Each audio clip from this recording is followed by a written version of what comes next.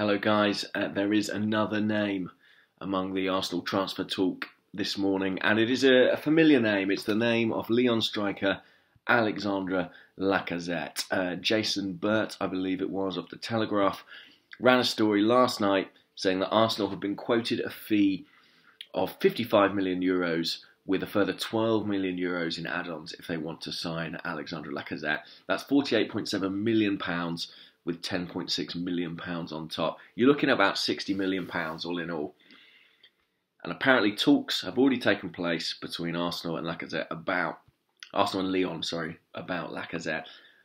This is an interesting one because this is a deal that wouldn't even have been on the table a matter of weeks ago. Lacazette was absolutely nailed on to join Atletico Madrid as the replacement for Antoine Griezmann. He'd been to the Atletico Madrid training ground, he'd had a tour of the stadium. It was effectively a done deal, and Griezmann seemed to be set for Manchester United. The transfer ban imposed on Atletico had scuppered that, and now Lacazette's in a quandary. Does he stick with Lyon? Does he wait for Atletico's ban to be over? Or does he move elsewhere? Now, there's probably a healthy amount of scepticism about Lacazette among the Arsenal fans, certainly from myself, because it feels as if he's someone who's never been Arsene Wenger's primary target. He was on the list last summer, and indeed I believe Arsenal made two separate bids for Lacazette, but he was never number one choice.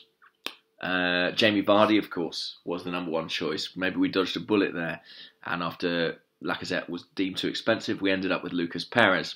This summer, it's another French forward who seems to be number one, Kylian Mbappe. Arsenal have not been able to disguise their interest. It's been all over the papers, potentially a club record bid for him, but we know that that's a deal that's in some jeopardy. Real Madrid's interest is a factor, and so is Mbappe's determination to be in the Champions League and to win the Champions League. We're not even in the competition, so if he wants to win it, maybe Arsenal's not the right club for him right now.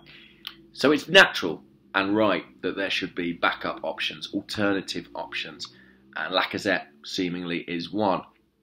And when you look at Europe, there aren't that many big strikers available. Lukaku looks nailed on for Chelsea. Morata looks nailed on for Manchester United. Griezmann's off the table. Mbappe may be going to Real. So your options diminish all the time. I think the thing about Lacazette is he doesn't necessarily feel like an Arsene Wenger striker, which might seem a strange thing to say for someone who is French, who is quick, who began his career as a winger. But when you watch him play, I think it's to do with his frame. He's 5'9". He's not necessarily a tall player. He's not the biggest. He doesn't score any headers. That was never a problem for Thierry Henry, to be fair. But it's more his style of play, his movement with and without the ball. What he has got is a good low centre of gravity. Powerful legs, decent upper body strength too, and a real ability to shift his weight quickly. Lacazette can make space where there's seemingly none. He can receive the ball in a crowded box and move away from a player. The same when he's dribbling with the ball. Shifts his weight one side, shifts it another. Arsenal fans may not like this comparison. They may not take it as flattering, but it reminds me of Jermaine Defoe. The way that he's able to get the ball onto his right foot, and it is invariably his right foot, not too hard on his left. But he finds the space. His shot preparation is very good. And his shooting is accurate. According to Squawka, he hit the target, tested the goalkeeper with 65% of his attempts on goal last season in Liga. To put that in perspective, Olivier Giroud, who was very efficient as a substitute for Arsenal, 59%. Sanchez, 60%.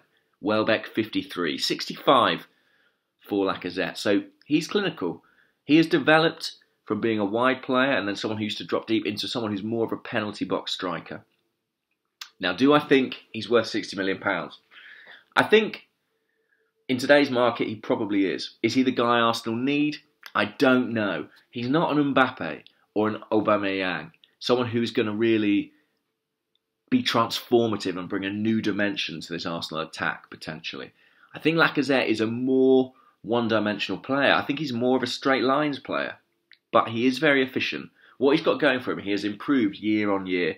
This is his goal record over the last 4 seasons, 15 in 36. This is in the French Liga. Not great. The next season, 27 in 33. Then 21 in 34. Last season, 28 in 30. It's impressive. When you look at Europe and you see who scored that many goals over the last 4 years, there aren't that many people. He is a reliable goal scorer, albeit in Liga. The caveat you'd say about those 28 league goals last season, 10 were penalties. But then Arsenal aren't really blessed with a great penalty taker, so that might not be the worst thing. I think he'll be on the list. I think Arsenal do need to buy a centre-forward this summer. And Lacazette will be on that list. We know he's not number one. But good to know that there are alternatives to Mbappe out there, because that deal still feels improbable. Whether Lacazette's next on the list, I don't know. But if you want a player with that kind of goal record at that kind of age, what is he now, Lacazette?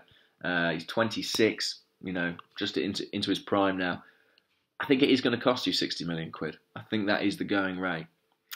Anyway, we can get a glimpse of him in action tonight. France play England. Lacazette is set to play up front alongside Kylian Mbappe. I'm sure that Arsene Wenger and his scouting team will be watching that match very closely indeed. Thanks, guys. Do subscribe. Let us know what you think of Lacazette in the comments below.